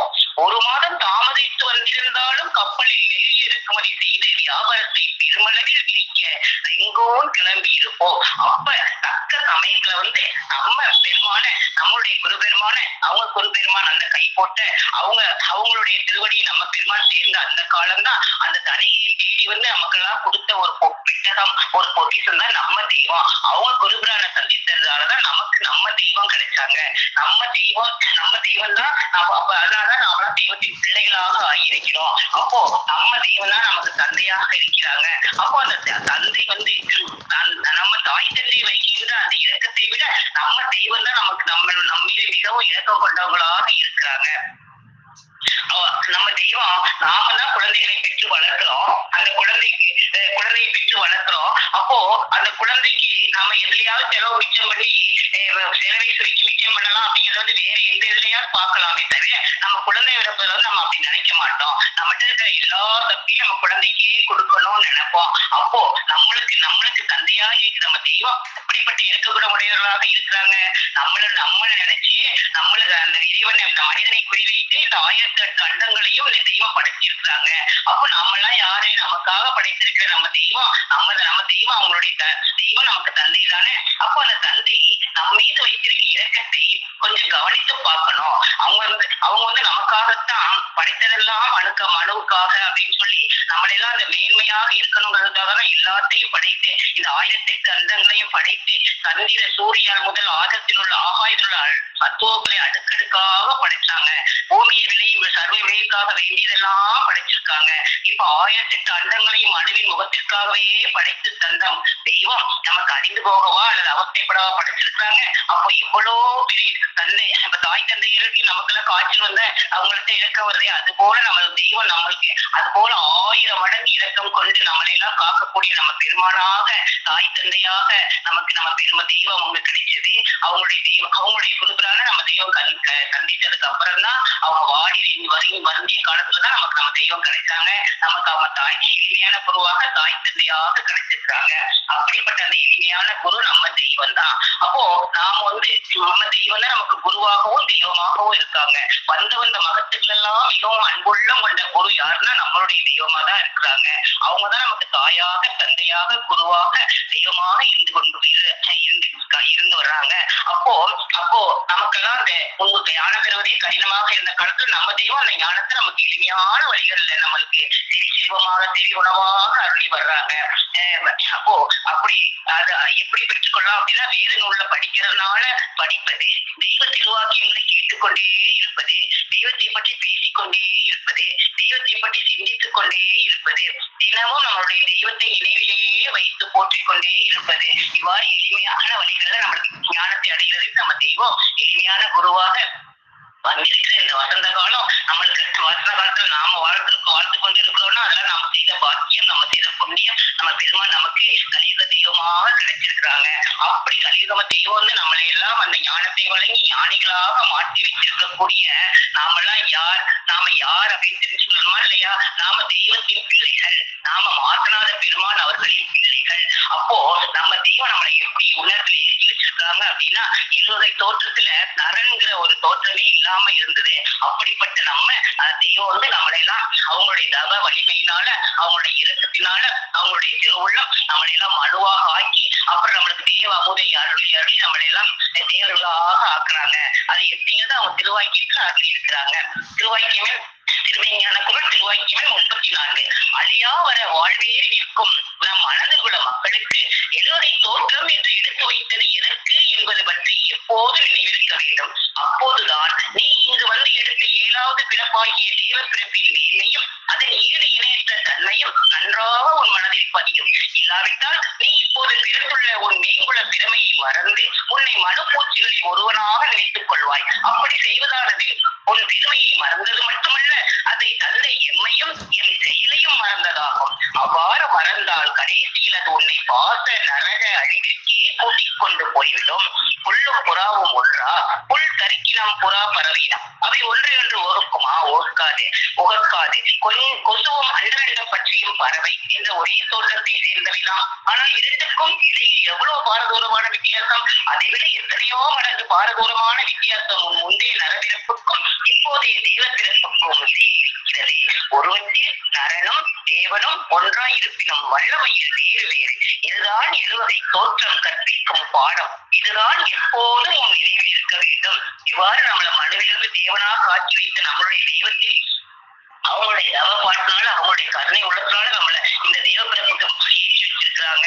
அப்புறம் நம்மளெல்லாம் மறுபிறப்பாக பிறக்க வைத்து நம்மளை அந்த தொழில் வைத்து பிறக்க வைத்து நம்மளெல்லாம் அந்த தேவநிலையை அடைய வச்சிருக்க நம்ம தெய்வத்தை நாம அவங்களுடைய பிள்ளைகள், நாமெல்லாம் தெய்வ பிள்ளைகள் என்பதை எப்பயுமே மறக்காம அந்த நன்றியை மறக்காம இருக்கணும். அப்படி மறந்தா நம்ம தெய்வம் நமக்கு இந்த உன்னத நிலையை ஆக்கி வைத்த அந்த உன்னத நிலையில் ஆக்கி வந்த அந்த நிலையை மறந்த குற்றம் நம்ம தலைமை விழுந்து நாமும் அந்த யமன் கைவசப்பட்டு இறுதியில் நரகத்திற்கு செல்லக்கூடிய நிலைதான் ஏற்படும். அப்போ இவ்வாறு நம்ம தெய்வம் நமக்காக திருவுருவம் தாங்கி அருளியதான் அந்த மெய் மதம். அதுதான் உயிர் காக்கும் மதம். நம் தெய்வம் தான் அந்த செயலுடைய உயிர் காக்கக்கூடிய அந்த திருவுரு தான் நம்மளுடைய தெய்வமாக இருக்காங்க. அப்போ நம்ம தெய்வம் நம்மளுடைய ஜீவனை உயிரை காக்க வந்த நம்ம தெய்வம் அவங்கதான் நம்மளுடைய ஒரு தெய்வம். அவங்கதான் அந்த மெய் மதத்தை நம்மளெல்லாம் மெய்வழி குல மக்களாக மாற்றி வைத்த நம்மளெல்லாம் தேவத்திற்கு பிறக்க வைத்த நம்மளுடைய தெய்வம். அவங்கதான் ஆண் தன்மை உள்ளவங்க. அப்போ பெண் தன்மை உள்ள ஜீவாத்மாவை ஆண் தன்மை உள்ள பரமாத்மாவாக மாற்றுவதுதான் மறுபிறப்பு. அந்த மறுபிறப்பு அடைய வைத்து நம்மளையெல்லாம் நம்ம தெய்வம் அந்த இன்ப வாழ்க்கையை அடைவதற்கு தான் நம்மளுக்கு அந்த 6வது அறியாத மாணிக்கத்தை கொடுத்தாங்க. நாமும் அதை அதன் கேடாக்கக்கூடிய அறிவாக மாற்றாம நம்ம தெய்வத்தினுடைய அவங்க உத்தரவுக்கு இணங்கி அவங்க கூறிய போல நம்ம தேவராக பிறந்திருக்கிறோம். அந்த உன்னத நிலையை வைத்து நினைத்து மனதில் அதை நெஞ்சாணியாக பதிய வைத்துக் கொண்டு நம்மளுடைய தெய்வத்தினுடைய அந்த உணர்வை நினைத்து நினைத்து நம்ம கண்ணீர் மல்லிகை நம்ம தெய்வத்தை நினைக்க வேணும். அப்போ நம்ம தெய்வம் இந்த மெய்மரத்தை நம்ம தெய்வம் நமக்கு அந்த உயிராடி செயலை செய்ய வந்த அந்த மெய்மரத்தை நம்ம தெய்வம் நமக்கு தினமும் நமக்கு நம்மளையெல்லாம் அந்த மெய்மதத்துல அந்த மெய்மதத்துல சேர்ந்து கொள்வதற்கு யாராக இருந்தாலும் சேர்ந்து கொள்ளலாம் அப்படின்றத அவங்களுடைய அருட்பிரசாதத்தை அந்த ஆசீர்வாதத்தை நமக்கு தினமும் வழங்கி கொண்டே இருக்கிறாங்க. அப்போ நம்மளை எல்லாம் அந்த திருக்குறள் வந்து கூடி கூடி அழைத்துக் கொண்டே இருக்கிறது. கோதையா தேவல் கோதையா கொக்கரித்து தேவல் கோதையா கோடிய கர்த்தமீதில் பொறியா குறிப்பறியாக்கு கொடிய நரகமீருக்கு என்று கோதையா தேவல் கோதையா அப்படி நம்ம தெய்வம் அவங்களுடைய திருக்குறள் எடுத்து தினமும் கூடி கூடி அழைத்து நமக்கெல்லாம் அந்த ஞான அமுதை தினம் வழங்குவதற்காக நம்ம தெய்வம் நம்மளெல்லாம் தினமும் அவங்க அழைத்துக் கொண்டு அந்த அருளத்தை அருளிக் கொண்டே இருக்கிறாங்க. நாமும் நம் தெய்வம் அவர்களினுடைய பிள்ளைகள் என்பதை மறவாமல் நம்மளுடைய நினைவில் வைத்து தினமும் நம்மளுடைய தெய்வம் அவங்களுடைய திருவடியை வணங்கி போற்றி வணங்கி அவங்களே நினைவில் வைத்துக் கொண்டு வணங்கணும் அப்படிங்கிறத நினைத்தேமா. நமஸ்காரமா. ஜீவ சகோதரர் சாலை சிவகுமார் அவர்கள். திருவாக்கியம் வாக்கியம் 232. ஒரு தாய் தான் பெற்ற பிள்ளை எவ்வளவு கெட்டதாக இருந்தாலும் அதை எதிரியிடம் காட்டி கொடுப்பாளா? கொடுக்க மாட்டாள். அதே போல் எமது பிள்ளை என்று வந்தவன் எவ்வளவு கொடியவனாக இருந்தாலும் அவனை எமனிடம் பிடித்து கொடுக்க எம் மனம் வருமா? வராது. ஆனால் அவனாக பிடியிலிருந்து கையை முறித்து கொண்டு போனால் நாம் என்ன செய்வது? அக்கா, இந்த தெய்வ திருவாக்கியத்துல ஒரு தாய் எப்படி தான் பெற்ற பிள்ளை எவ்வளவு கெட்டவனாக இருந்தாலும் எதையும் காட்டு கொடுக்க அவனுடைய மனம் வராது. எப்படியெல்லாம் அந்த பிள்ளை இருந்தாலும் அவன் கொலைகாரனா குடிகாரனா எந்த ஒரு போக்கி திட்டம் பண்ணியிருந்தாலும் அந்த தாயோட மனம் எப்படி இருக்குன்னா, ஒரு பிள்ளைய மற்றவங்க முன்னாடி தெரியாதான் பேசி பழக்கம். அந்த எதிரி அவங்கள பத்தி அந்த இது எவ்வளவோ தவறு பண்ணியிருந்தாலும் என் புள்ள நல்ல புள்ள இருந்தா அப்படி தாய் உள்ளம் அப்படி இருக்கும். அதே போல நம்ம தெய்வமர்கள் எப்படின்னா, எவ்வளவு நீ கெட்டவனா இருந்தாலும் நீ என்கிட்ட நீ வந்துட்டீன்னா நான் உன்னை அந்த எமனிடத்துல இருந்து உன்னை காப்பாத்திடுறேன். அப்போ நீயா என் கையை விட்டு போனீன்னா கடைசியில எங்க போய் மாட்டிக்குவேன்? அது போய் எமன்கிட்ட மாட்டிப்ப. அப்போ நீ எவ்வளவு கெட்டவனா கொடியவனா இருந்தாலும் என்கிட்ட இருந்து நீ தப்பா என்கிட்ட இருந்து நீ உண்மையா இருந்தா போதும். அது உன்னை அந்த நித்திய அந்த பேரின்ப மகிழ்ச்சி அந்த வாழ்க்கையில புகுத்திவிடுவேன் தெய்வமர்கள் நம்மளுக்கு மின்னி காட்டுறாங்க. அது போல இந்த உலகத்தில் எப்படிப்பட்டவனும் எமன் என்னும் ஒரு கருவாய்க்குள் தானே நுழைய வேண்டும். அவ்வாறு அவனிடம் மாட்டாமல் அதை விட்டு தப்பித்துக் கொள்ளும் எண்ணம் உடையவனே அறிவுடையவன் ஆவான். அப்போ இந்த உலகத்துல எப்பேற்பட்ட ரஜ துரகபதாதி இந்த உலகத்தையே கட்டி ஆண்டாலும் கடைசியில அவன் ஒரு வர இருக்கிற ஆபத்து, அந்த ஆபத்துல இருந்து அவனுக்கு தப்பிக்கக்கூடிய வழி தெரியுமா? தெரியாது. அந்த தப்பிக்கக்கூடிய வழி எங்க இருக்குன்னா அவன் தேடுவானா? அதுவும் தேட தெரியாது. அப்போ அந்த எல்லை எங்க இருக்குதுன்னு யாராவது கேட்டாவது போய் அடையணும், அதுவும் தெரியாது. அப்போ நம் தெய்வர்கள் எப்படி இருக்கா, இந்த யமன் என்ற எல்லையிலிருந்து தப்பிக்க நமக்கு அந்த அறிவு தான் நம்மளுக்கு கடைசியில அந்த நித்திய பேரின்ப வாழ்க்கை அளிக்கக்கூடிய ஒரு இதா இருக்குது. இப்ப அக்கா கூட ஒரு கதையா சொன்னாங்க, எப்ப பாரு சாவு பத்தி பேசிக்கிட்டே இருக்காங்க, மகிழ்ச்சியே இல்லையே அப்படின்னு. அப்போ அந்த சாவு அப்போ ஒரு வாரத்துல அவனுக்கு சாவு வருதுன்றப்போ அவனுடைய எண்ணம் எப்படி இருக்குன்னா, அப்பா அம்மா சொல்லி உனக்கு என்ன வேணாலும் கேளு, செய்து தர அது எவ்வளவு முடியுமோ அவ்வளவோ நம்ம தின்ன முடியும். எவ்வளவுதான் தின்ன முடியும், தின்னாலும் ஓரளவுக்கு தான் தின்ன முடியும். மகிழ்ச்சினா எவ்வளவு நேரம் மகிழ்ச்சியா இருக்க முடியுமா? ஒரு கிட்டத்தட்ட நம்மளால முடிஞ்ச அளவுக்கு 1 மணி நேரம் 2 மணி நேரம் அவ்வளவுதான் மகிழ்ச்சியா இருக்கும். ஆனா அந்த சாவுன்ற ஒரு எண்ணம் நமக்குள்ள வந்த உடனே அவனை தூங்கவும் விடாது, அவனை மகிழ்ச்சியில கொண்டு போயும் விடாது. அப்போ அந்த சாவு எப்பேற்பட்டதா இருக்குதுன்னா, நம்மள அறியாதே நம்மளுக்குள்ள இருக்கிற அந்த ஜீவதேகத்துக்கு அது கவலை வந்துடுது. அப்போ அந்த ஜீவதேகத்துக்கு அந்த கவலை இல்லாத அந்த ஜீவதேகத்துக்கு மகிழ்ச்சியான எவ்வளவு பூக்கும் ஒரு தேகம் நம்மளுக்கு வேணும். அதுதான் மகிழ்ச்சியான தேகம். அதுதான் எப்பவுமே நிரந்தரமா இருக்கக்கூடிய ஒரு தேகம். அந்த தேகத்துக்கு கவலை வரக்கூடாது. இந்த தேகத்துக்கு வந்தாலும் அந்த தேகத்துக்கு வரக்கூடாது. அதுல இருந்து தப்பிக்க ஒரு எண்ணம் அறிவு நமக்கு வேண்டும். தெய்வமர்கள் நம்மளுக்கு மின்னி காட்டுறாங்க. அப்போ நம்ம அறிவு ரூபா நம்மளுடைய தெய்வத்தை சார்ந்து நின்னா அந்த யமனுடைய எல்லைய நாம் வெல்லலாம். நாம் இல்ல தேவமார்கள் வென்று நம்ம அந்த நித்திய பேரின்ப வாழ்க்கைக்கு ஆக்குவார்கள் என்று உறுதி கொண்டு தெய்வத்தை நினைத்து போற்றி தெய்வத்துக்கு நன்றி தெரிவிச்சு சபைக்கு நன்றி. நமஸ்காரம்க்கா.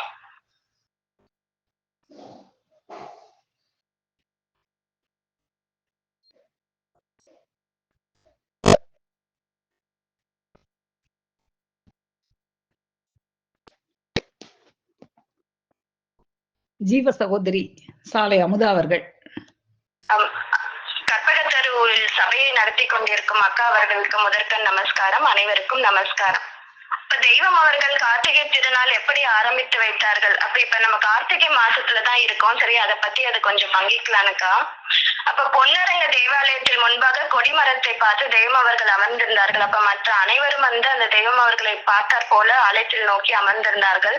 அந்த கார்த்திகை மாதம் தீப திருநாள் அன்றைக்கு மங்களாக்கா என்ன பண்ணாங்க, ஒரு 4-5 பெண்களை அவங்க விடுதிக்கு அழைத்து கொண்டு போய் தாம்பாளத்துல அந்த தீபத்தெல்லாம் வச்சு எடுத்துக்கொண்டு அந்த தெய்வத்துக்கு முன்னாடி அந்த ஆலயத்துல வரிசையா ஏற்றி வைக்கிறாங்க. அப்ப தெய்வம் ரொம்ப மகிழ்ச்சியா என்ன இந்த தீபம் எல்லாம் ஏற்றி வச்சிருக்கீங்களே என்னன்னு கேட்கவும், இன்னைக்கு கார்த்திகை தீபம் அதனாலதான் ஏற்றி வச்சிருக்கோம். வெளியில கோயில் எல்லாமே தீபம் ஏற்றி வைக்கிறாங்கல்ல, அதனால அங்க நகல் தெய்வமா இருக்கு. நான் இங்க அசல் உண்மையான தெய்வத்திற்கு நான் இங்க விளக்கேற்றி வைக்கிறேன் அப்படின்னு சொன்னோடனே தெய்வம் அவர்களுக்கு ரொம்ப மகிழ்ச்சியா இருந்துச்சு. அப்ப அனைவரும் பார்த்து, ஏன் மங்களாவிற்கு மட்டும்தான் இந்த கார்த்திகை தீபமா, ஏன் எல்லாருக்கும் இருக்கக்கூடாதா அப்படின்னு கேட்டாங்க. அப்பத்துல இருந்துதான் நம்ம இந்த கார்த்திகை தீபம் கொண்டாடி கொண்டிருக்கிறோம் என்ற நிகழ்வை பங்கிக்கிறேன். அப்ப நீங்க எல்லாம் கொண்டாடக்கூடாதான்னு தெய்வம் கேட்ட உடனே தான் நம்ம இப்ப வருஷம் வருஷம் கார்த்திகை தீப திருநாளை கொண்டாடிட்டு இருக்கோம். அப்ப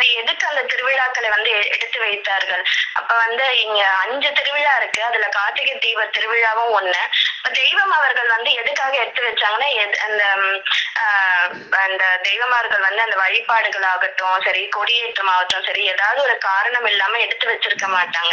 அப்ப காரணம் காரியம் இல்லாம எடுத்து வைக்க மாட்டாங்க. அப்ப இது நம்ம சடங்குகளாக வெளியில விளக்கேற்றுறாங்க, அந்த மாதிரி சடங்கு மாதிரி நம்ம எடுக்காம எதுக்கு அந்த உட்காரணத்தை நம்ம தெரிஞ்சுக்கலாம். அப்ப வெளி கோயில எல்லாம் தீபம் ஏற்றி வைத்து விட்டு சூடம் எல்லாம் காட்டுறது ஒரு சடங்கா இருக்கு.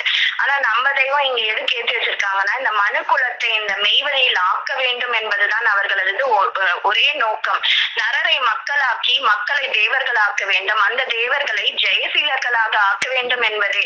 அது மூலியமாக அந்த மரணமில்லா பெருவாழ்வை இந்த மனு குலத்திற்கு எல்லாம் அளிக்க வேண்டும் என்பதற்காக தான் இந்த ஞான சுடரை தீபத்தை, இந்த ஞான பிரகாசத்தை ஒவ்வொரு உள்ளத்திலும் ஏற்றி வைத்த திருநாள் தான் இந்த கார்த்திகை தீப திருநாள் என்பதை நான் நம்ம அனைவரும் உணர வேண்டும்.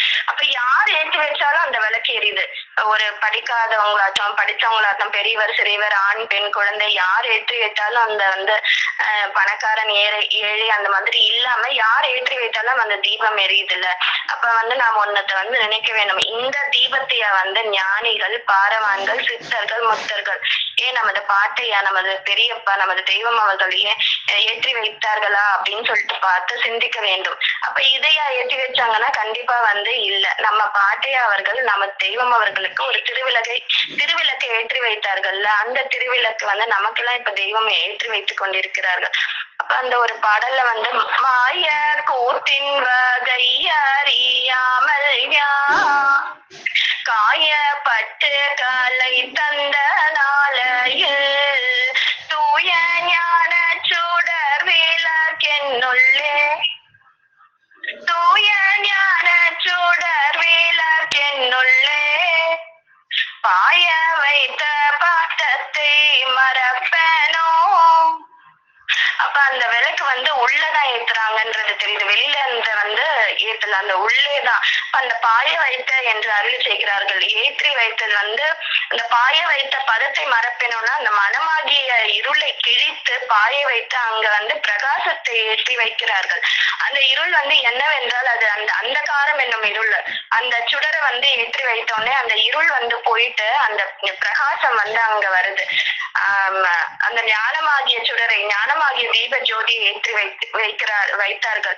நிறைய இருக்குக்கா, நான் நாளைக்கும் பங்கிக்கிறேன்க்கா. இதோட முடிச்சுக்கிறேன்க்கா. நமஸ்காரம் அக்கா, அனைவருக்கும் நமஸ்காரம். என் முத்தி பேருரை மீண்டும் மீண்டும் முழங்கும். நமது தெய்வ திருவாக்கியங்களால் கற்பக திரு சபையை அலங்கரித்த ஜீவ சகோதர சகோதரிகள் அனைவருக்கும் எனது அன்பான நன்றி கலந்த நமஸ்காரம்.